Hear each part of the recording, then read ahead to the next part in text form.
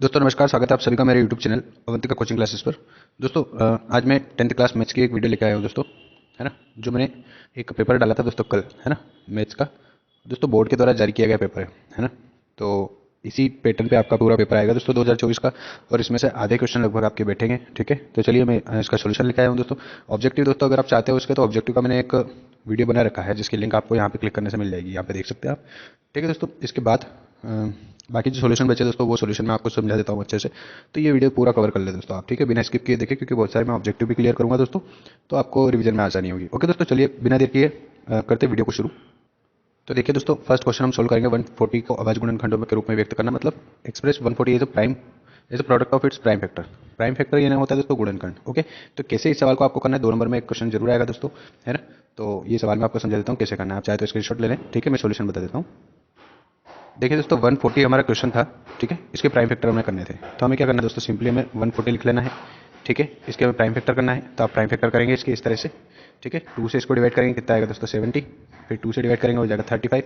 फिर इसको 2 से डिवाइड करेंगे दोस्तों, ये आ जाएगा, सॉरी 2 से डिवाइड नहीं होगा, ये 5 से डिवाइड होगा। ओके दोस्तों, इसको आप 5 से डिवाइड करें। ठीक है, यहाँ से आप 5 से डिवाइड करेंगे दोस्तों, आंसर आ जाएगा 7, और 7 से डिवाइड करेंगे दोस्तों, आंसर आ जाएगा 1। तो इसके प्राइम फैक्टर जो हो जाएंगे दोस्तों 2 इंटू 2 इंटू 5 इंटू 7।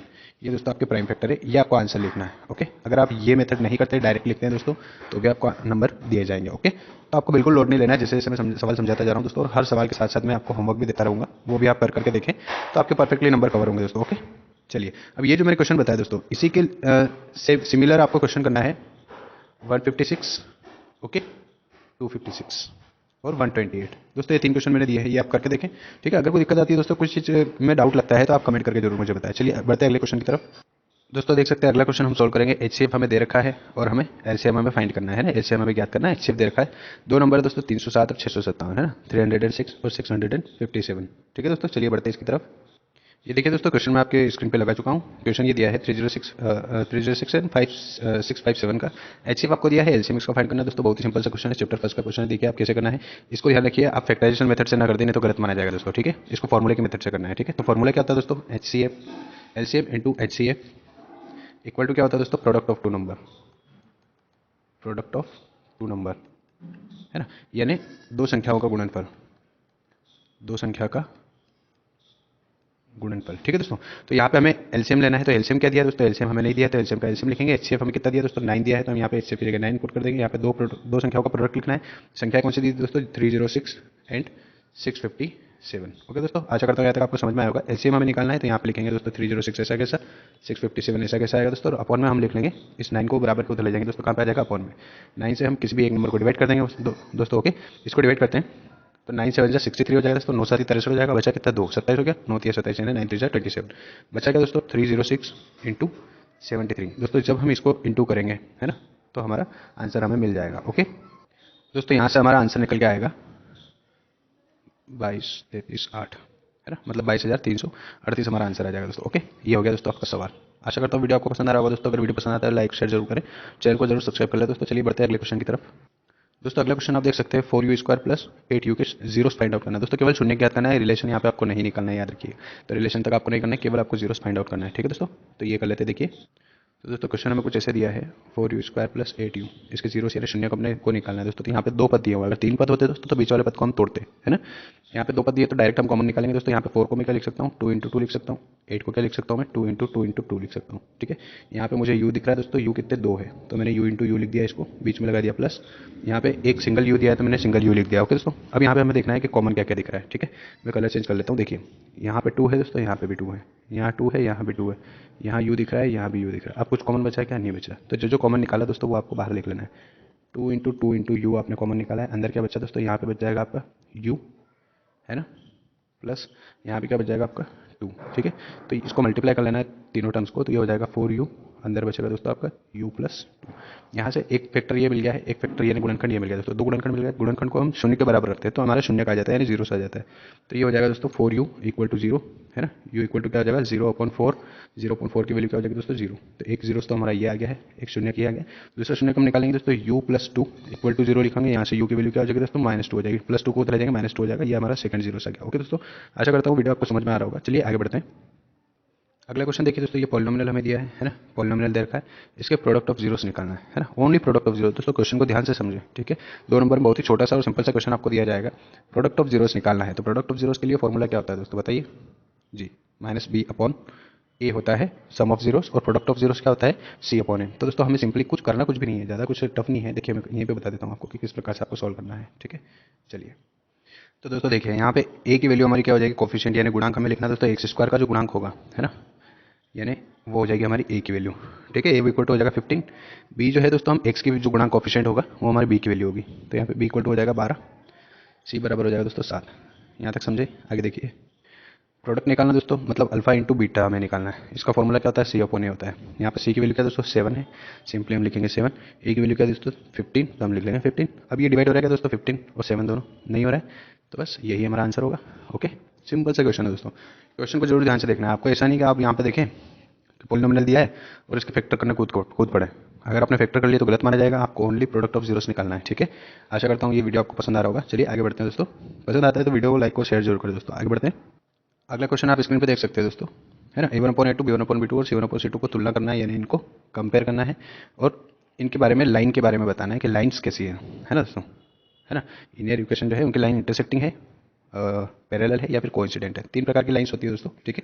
बता रखा है मैंने पहले वीडियो में, आपने अगर नहीं देखा है तो फॉर्मूले का वीडियो आप जाके देखिए, जरूर आपको पता चल जाएगा। चलिए इनकी वैल्यू को कंपेयर कर लेते हैं। तो ये हो जाएगा हमारा A1, ये हो जाएगा हमारा B1 और ये हो जाएगा C1।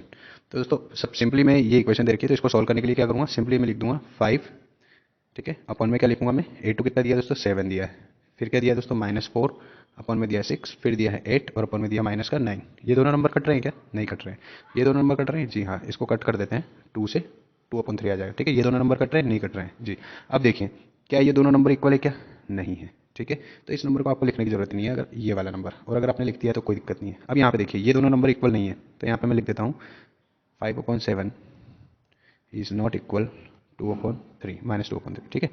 इसका मतलब क्या हो रहा है, A1/A2 जो है वो इक्वल नहीं है B1/B2 के। और दोस्तों ये कंडीशन अगर होती है तो यहाँ पे अपन क्या लिखेंगे, अतः, इंग्लिश मीडियम वाले लिख रहे हैं हैंस, हैंस यहाँ पे लिखेंगे लाइन कैसी होगी, यस इंटरसेक्टिंग,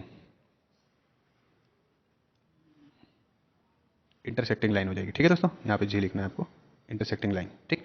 यानी रेखाएं कैसी होगी दोस्तों, प्रतिच्छेदी होगी, प्रतिच्छेदी होगी, ठीक। ये आपका सवाल हो गया दोस्तों। ओके, तो सिंपल से सवाल है दोस्तों, 2 नंबर में इससे ज़्यादा और क्या पूछेगा, है ना। सिंपल सी चीज़ है, देख सकते हैं आप, है ना।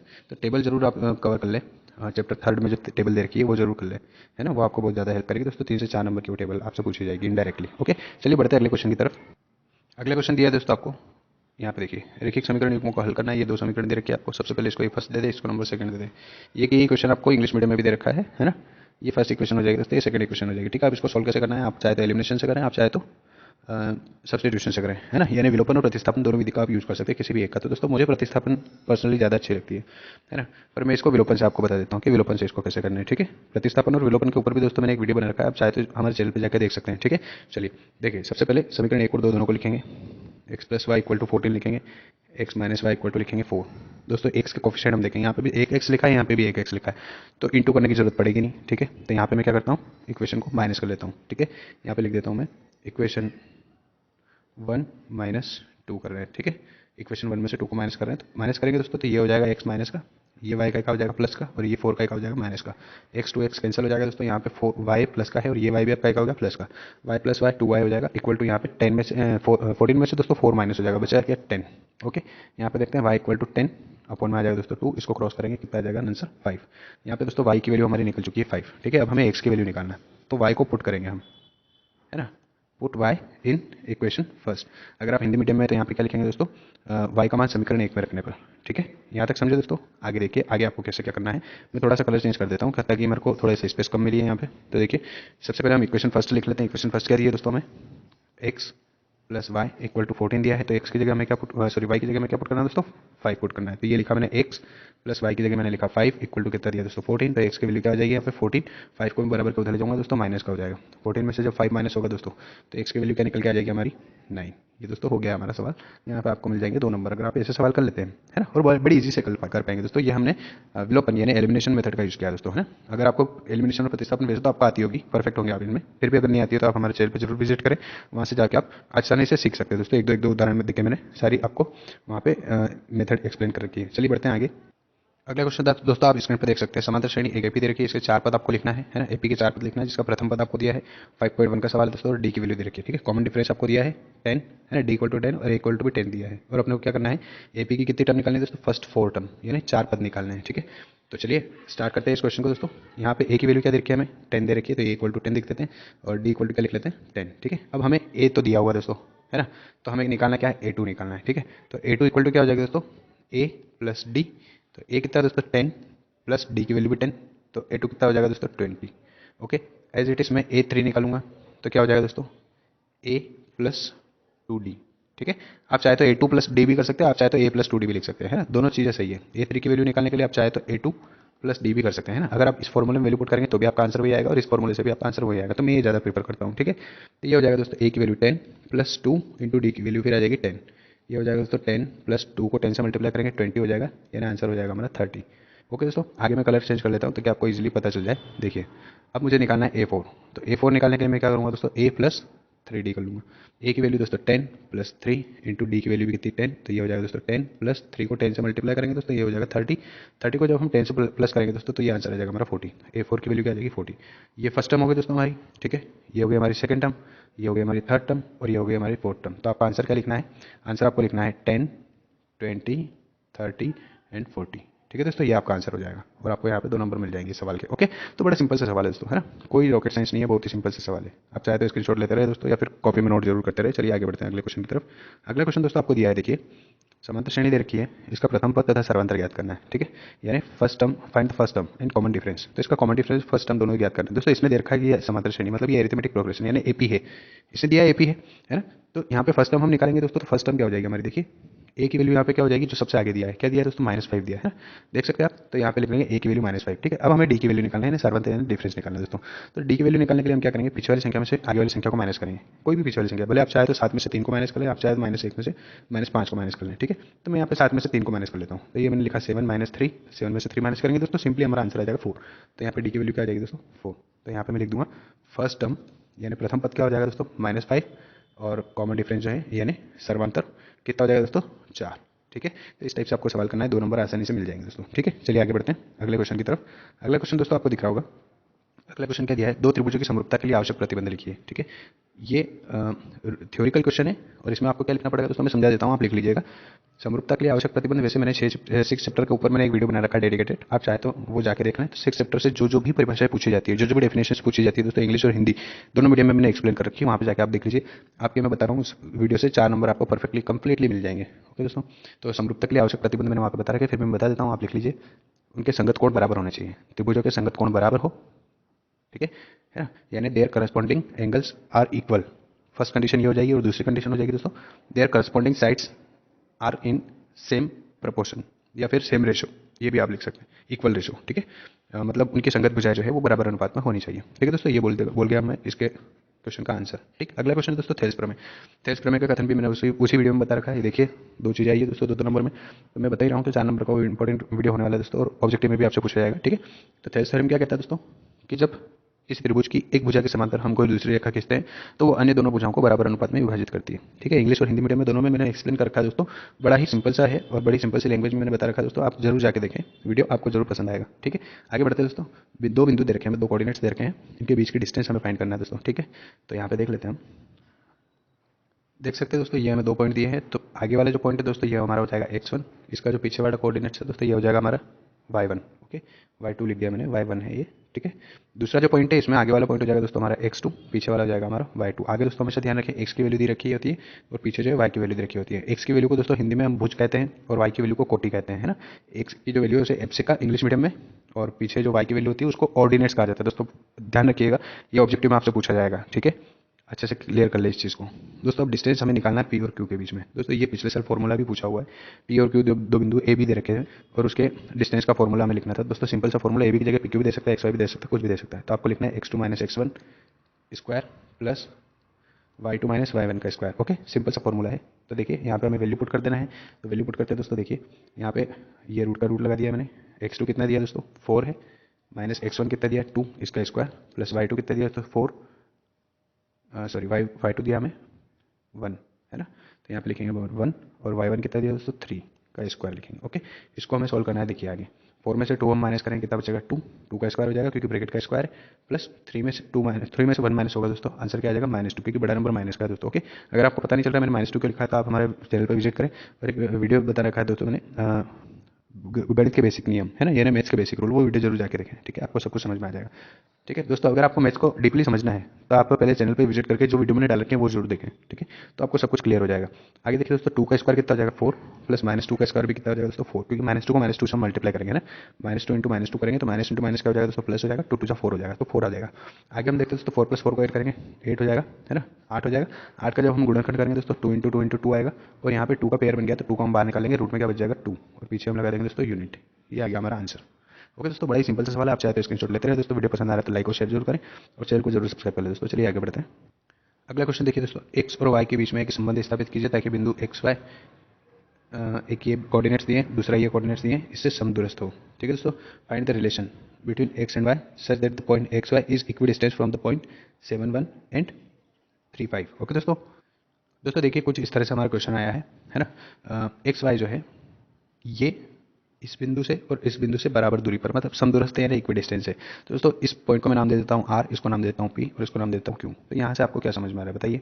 यहाँ से आपको भी दिख रहा होगा कि r से लेके p के बीच की जो डिस्टेंस है वो किसके इक्वल है दोस्तों, r से लेके q की डिस्टेंस के बराबर, मतलब इन दोनों के बीच की जो दूरी है ना, r p की, ठीक है, r p की जो दूरी है वो आर क्यू के बराबर है। आर से क्यू पी की तरफ जा रहे हैं दोस्तों, तो यहाँ पे आर से क्यू की तरफ जाना है आपको, क्यू से आर की तरफ मत चले जाइएगा, नहीं तो सवाल गलत हो जाएगा। ओके दोस्तों, तो R P equal to R Q दे रखा है अपने को, ठीक है। तो यहाँ पे हम क्या करेंगे, आर पी लिखने के लिए देखिए ये जो है ये हमारे x1 y1 हो जाएंगे दोस्तों, ठीक है, क्योंकि आर पी की दूरी हम निकालेंगे।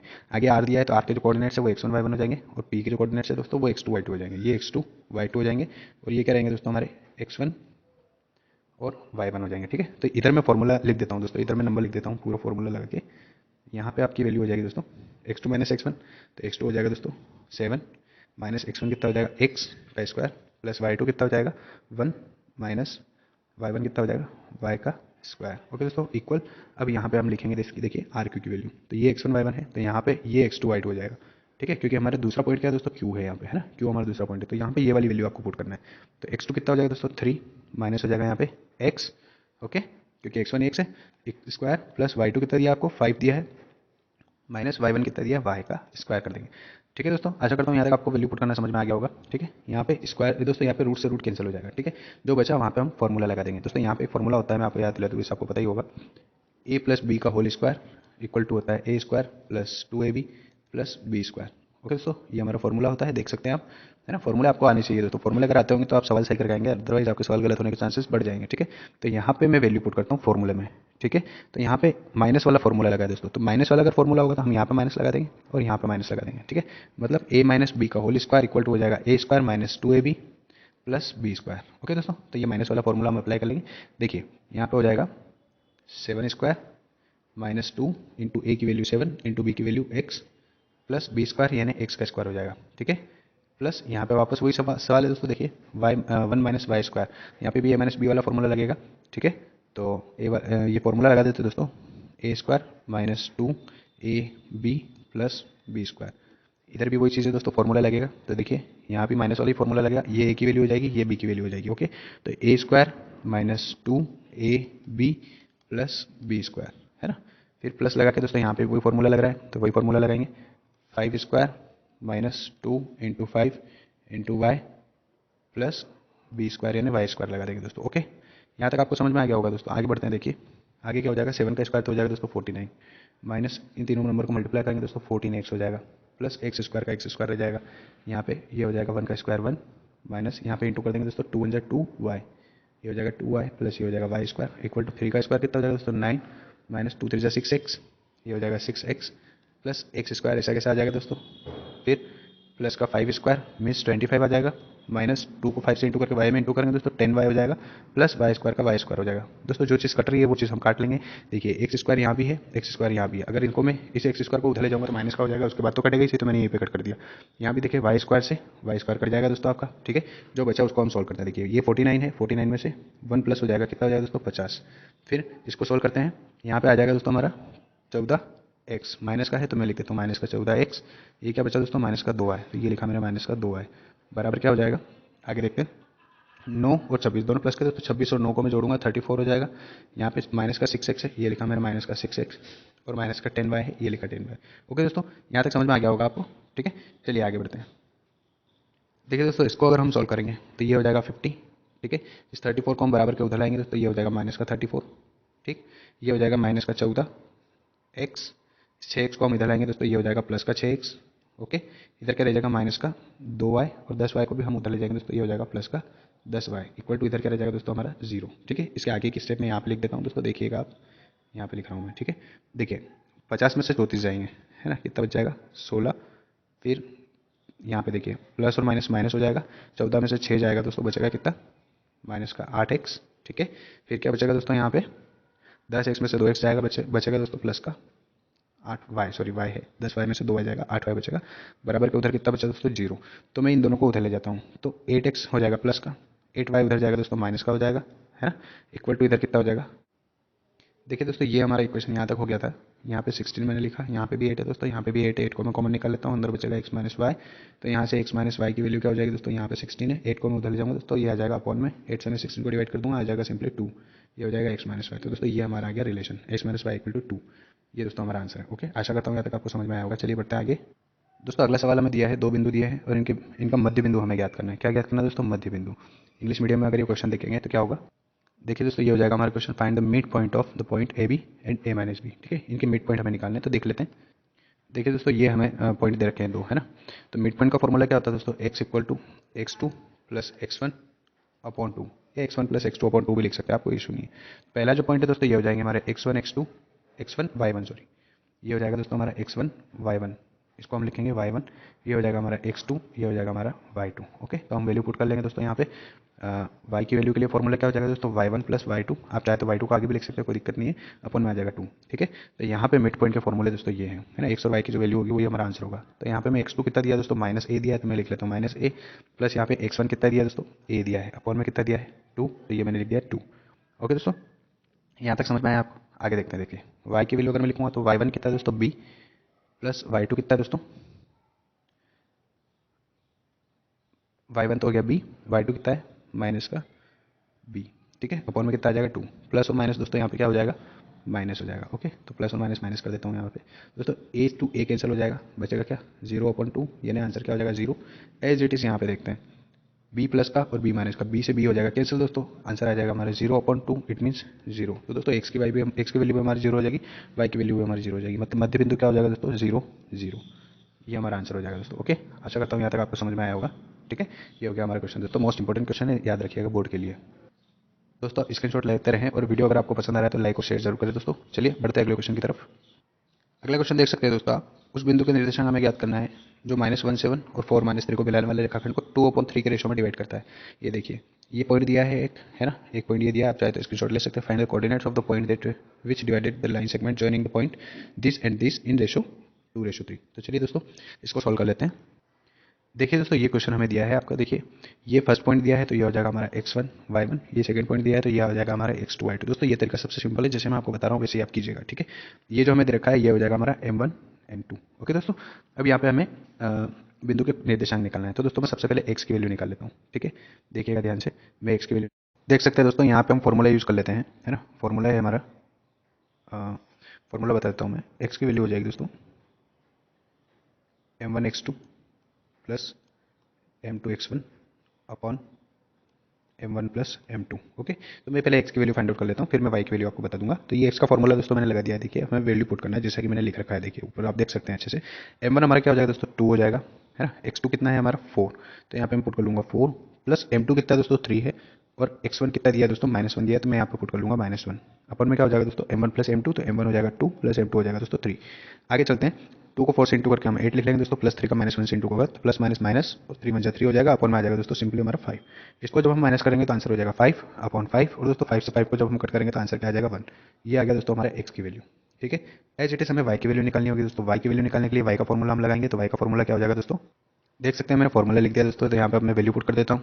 ठीक है, वैल्यू पुट करेंगे दोस्तों, m1 की वैल्यू कितनी हो जाएगी हमारी 2, y2 की वैल्यू हो जाएगी दोस्तों हमारा -3, प्लस m2 कितना हो जाएगा दोस्तों हमारा 3, और y1 की वैल्यू हो जाएगी दोस्तों हमारी 7।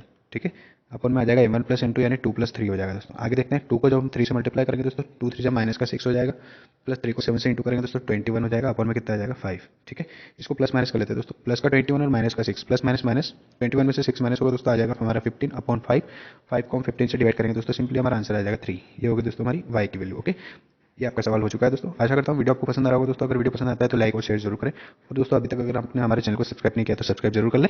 ठीक है, ताकि ऐसी एजुकेशनल वीडियो सबसे पहले आप तक पहुंचे। चलिए बढ़ते हैं आगे दोस्तों अगले क्वेश्चन की तरफ। दोस्तों देख सकते हैं अगला क्वेश्चन दिया है, साइन ए की वैल्यू दी है 3/4, तो कॉस ए और टेन ए का मान आपको परिकलित करना है। दोस्तों अगर आपने 8 चैप्टर का मेरा वीडियो देखा है तो आपको ये सवाल आसानी से आ गया होगा। चलिए फिर भी मैं आपको एक्सप्लेन कर देता हूँ एक बार। देखिए दोस्तों, ये आपको सवाल दिया हुआ है ना, तो साइन की वैल्यू आपको पता है क्या होती है, क्या होती है, लंब बटे कर्ण। तो ये हो जाएगा दोस्तों हमारा लंब, और ये हो जाएगा कर्ण। लंब ये नहीं होता है दोस्तों परपेंडिकुलर, परपेंडिकुलर हमारा कौन हो जाएगा दोस्तों 3, और हाइपोटेनस यानी कर्ण होता है, हाइपोटेनस कितना हो जाएगा दोस्तों 4। ये वैल्यू क्या की होगी दोस्तों, साइन की पी अपॉन एच। अगर आपको नहीं पता चल रहा है लंब बटे कर्ण या पी अपॉन एच कहाँ से आया, तो दोस्तों 8 चैप्टर के ऊपर मैंने पूरी वीडियो की एक ट्रिग्नोमेट्री के ऊपर यानी त्रिकोणमिति के ऊपर अलग से वीडियो बना रखी है दोस्तों, वो जरूर देखिए। उसमें मैंने 8 चैप्टर के सारे 36 फॉर्मूले 38 फॉर्मूले सॉरी सारे 38 फॉर्मूले मैंने उसमें डिफाइन कर रखे हैं, और आपको ट्रिक भी बता रखी है कैसे आपको वो सारे फॉर्मूले याद करना है। ठीक है, तो वो आप जाके जरूर देखें, आपको काफ़ी हेल्प होगी। ठीक, तो यहाँ पर हम एक ट्रायंगल बना लेते हैं दोस्तों, यहाँ पे मैं बना देता हूँ। देखिए ये मैं एक ट्रायंगल बना रहा हूँ। ठीक, ये मैंने ट्रायंगल बनाया है, राइट एंगल है, हाइपोटेनस कितना दिया है दोस्तों 4, तो हाइपोटेनस यानी कर्ण जो है समकोण के सामने वाली भुजा को कर्ण कहते हैं दोस्तों, याद रखिएगा। कर्ण जो है सबसे बड़ी भुजा है। ठीक है, तो ये कर्ण से लेके ऑब्जेक्टिव आपका पूछा जाएगा दोस्तों, याद रखिएगा। ठीक, और एक दिया दोस्तों लंबी यानी परपेंडिकुलर आपका कितना दिया 3, मतलब हमें आधार निकालना होगा। ठीक है, तो यहाँ पे हम क्या लगाएंगे दोस्तों, पाइथागोरस प्रमेय। त्रिभुज ए बी सी हम इसको नाम दे देते हैं। ठीक है, ए हम यहाँ पे देंगे दोस्तों, हमेशा ध्यान रखिएगा, है ना। ए यहाँ पे देंगे, बी को जो है हम समकोण मान लेंगे। ठीक, ए को दोस्तों हमेशा यहीं पे देगा, क्योंकि यहाँ पे वैल्यू उल्टी नीचे होगी तो आपको आपका सवाल गलत ना हो जाए इसलिए। ठीक है, और ये हो जाएगा दोस्तों हमारा सी। ठीक है, तो ये ए बी सी हमारा त्रिभुज हो गया। तो यहाँ पे क्या लगाएंगे हम, पाइथागोरस प्रमेय। शॉर्ट में लिख देता हूँ मैं दोस्तों पाइथागोरस प्रमेय से, इंग्लिश मीडियम वाले लिखें पीजीटी। ठीक है, तो पीजीटी क्या होता है दोस्तों, कर्ण का वर्ग। अब यहाँ पे कर्ण हमें क्या दिया है, ए सी दिया है, तो मैं डायरेक्ट लिख लेता हूँ ए सी का स्क्वायर इक्वल टू आधार का वर्ग यानी ए बी हमें निकालना है दोस्तों, बेस ए बी, तो मैं डायरेक्ट लिख रहा हूँ ए बी प्लस परपेंडिकुलर यानी बी सी का स्क्वायर यानी 3 का स्क्वायर दोस्तों। ठीक है ना। अब मैं वो बार बार फॉर्मूला नहीं लिखूंगा दोस्तों कि h square equal to b square plus p square या कर्ण इक्वल टू आधार प्लस लंब का स्क्वायर, ये सारी चीज़ें मैंने लिख रहा हूँ, डायरेक्ट आप में कर रहा हूँ। देखिए ए सी की वैल्यू है 4, 4 का square equal to a b square का, तो ए बी स्क्वायर ही रहेगा दोस्तों, है ना। प्लस यहाँ पे कितना हो जाएगा दोस्तों 9 हो जाएगा। ठीक है, 4 का स्क्वायर कितना हो जाएगा, 4 का गुणा 4 में करेंगे 16 हो जाएगा। इस 9 को मैं बराबर के उधर ले जाऊंगा दोस्तों, का हो जाएगा माइनस का हो जाएगा, इक्वल टू इधर कितना आ जाएगा ए बी का स्क्वायर। 16 में से जब 9 जाएगा दोस्तों तो बचेगा कितना, बताइए 7 बचेगा। ठीक है, इक्वल टू क्या हो जाएगा ए बी का स्क्वायर। अब दोस्तों यहाँ से मैं स्क्वायर हटा रहा हूँ, यहाँ पे मैं स्क्वायर नहीं लगा रहा हूँ, तो इधर क्या लग जाएगा रूट, तो ए बी की वैल्यू क्या हो जाएगी दोस्तों, √7 हो जाएगी। क्या हो जाएगी दोस्तों, √7 हमारे ए बी की वैल्यू हो जाएगी। ओके, ये ए बी की वैल्यू है हमारी। ठीक, अब हमें क्या करना है, कॉस ए और टेन ए की वैल्यू निकालना है। ठीक है, तो कॉस ए की वैल्यू क्या होती है बताइए, कॉस की वैल्यू होती है दोस्तों आधार बटे कर्ण। ठीक है, आधार बटे कर्ण, आधार को बोलते हैं बेस, कर्ण को बोलते हैं हाइपोटेनस। तो दोस्तों बेस हमारा कितना है, √7 है, तो ये इसकी वैल्यू हो जाएगी कॉस ए की √7 अपॉन हाइपोटेनस कितना है दोस्तों 4। ये हो गया हमारा आंसर। टेन ए की वैल्यू होती है दोस्तों पी अपॉन बी यानी लंब बटे आधार। ठीक है, तो लंबा हमारा कितना दिया दोस्तों 3 दिया है परपेंडिकुलर, और बेस कितना दिया दोस्तों √7। ये हो गया दोस्तों आपका आंसर फर्स्ट, और ये हो गया दोस्तों आपका आंसर सेकंड। ओके, इस टाइप से आपको सवाल करना है दोस्तों, बड़ा ही सिंपल सा सवाल है। ठीक है, चलिए बढ़ते हैं अगले सवाल की तरफ। आप चाहे तो स्क्रीनशॉट ले सकते हैं। अगला क्वेश्चन देख सकते हैं दोस्तों, एक समकोण त्रिभुज एबीसी है जिसका में बी कोण समकोण है। यदि tan a बराबर 1 है तो सत्यापित करना है 2 sin a into cos a equal to 1, है ना। ये राइट एंगल ट्रायंगल है एबीसी, जिसमें बी एंगल जो है वो बी जो है वो राइट एंगल है। tan a की वैल्यू 1 दे रखी है, तो अपने को ये चीज़ वेरीफाई करना है। ठीक है दोस्तों, चलिए मैं आपको बता देता हूँ कैसे करना है।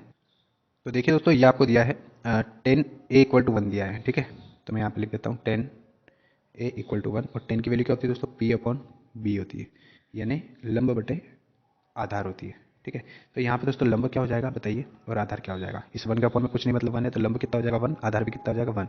तो मैं सिंपली एक ट्रायंगल बना देता हूँ यहाँ पे। ठीक है, जिसमें नाम दे देता हूँ मैं ए बी और सी। दोस्तों आप कोशिश ये करें कि क्वेश्चन में आप ए यहीं पे नाम दें। ठीक है, लंब भी है हमारा 1 और आधार भी है हमारा 1, यानी कर्ण हमें ज्ञात करना है। तो दोस्तों यहाँ पे हमें क्या लगाना होगा, पीजीटी लगाना होगा। ठीक है, तो यहाँ पे लिख देते हैं हम पाइथागोरस प्रमेय से, यानी बाय PGT।